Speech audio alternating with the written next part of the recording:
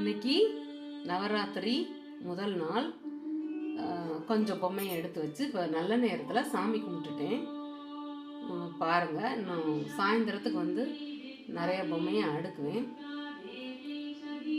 இப்போ சிம்பிளாக தான் கொஞ்சம் பொம்மையை எடுத்து வச்சுட்டு ஒரு நல்ல டைம் இருக்கும்போது நம்ம வந்து சாமி கும்பிட்டுக்கணும். பாருங்கள்,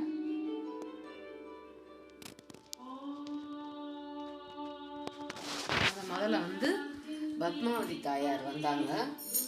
எப்போவுமே வந்து நான் என்ன பண்ணுவேன்னா, கொலுவெல்லாம் முடிச்சுட்டு எடுத்து வைக்கும்போதும் சாமி கும்பிட்டுட்டு தான் எடுத்து வைப்போம். அப்படி எடுத்து வைக்கும்போது என்ன பண்ணுவேன் அப்படின்னா, நீங்கள் எல்லோரும் அடுத்த வருஷம் என் வீட்டில் வந்து நிறைஞ்சு இருக்கணும், நிறைஞ்சிருந்து மன நிம்மதியை கொடுக்கணும் அப்படின்னு சொல்லி ரொம்ப ப்ரேயர் பண்ணிட்டு தான் நான் எடுத்து வைப்பேன். அப்போது ஃபஸ்ட்டு வந்து எந்த சாமி வருதுன்னு பார்ப்போம் ஒரு வருஷமும்.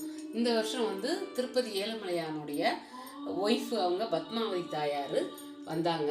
சரி, ரொம்ப வந்து அவங்க கிரேஸ் நம்மளுக்கு கிடைக்கிது அப்படின்னு எனக்கு தோணுச்சு. அப்படியே ஒரு பொம்மையாக கருமாரி வந்தாங்க, இந்த அன்னபூரணி வந்தாங்க, அப்புறம் வாஸ்து வந்தாங்க. இந்த பாருங்க, கருமாரி இங்கே இருக்காங்க, கருமாரி அம்மன். அடுத்தது வந்து ஆண்டாள் இருக்காங்க.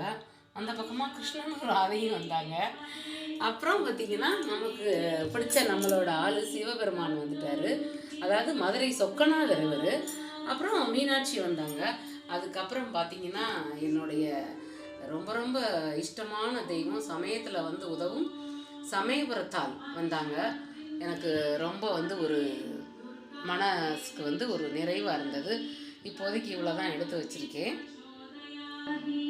இங்கே பாருங்கள், 2 பெட்டியை இறக்குனதில் இவ்வளோ பொம்மை வந்தது. இந்த பொம்மைகளை வந்து இனிமேல் தான் அடுக்கணும். பாருங்கள், ஓகேன்னு சொல்லி இதெல்லாம் எடுத்து வச்சுட்டேன். உங்களுக்கு எல்லாத்தையும் அடுக்கிட்டு சாயந்தரம் காமிக்கிறேன். தேங்க்யூ. பிடிச்சிருந்தா சப்ஸ்கிரைப் பண்ணுங்கள், லைக் பண்ணுங்கள்.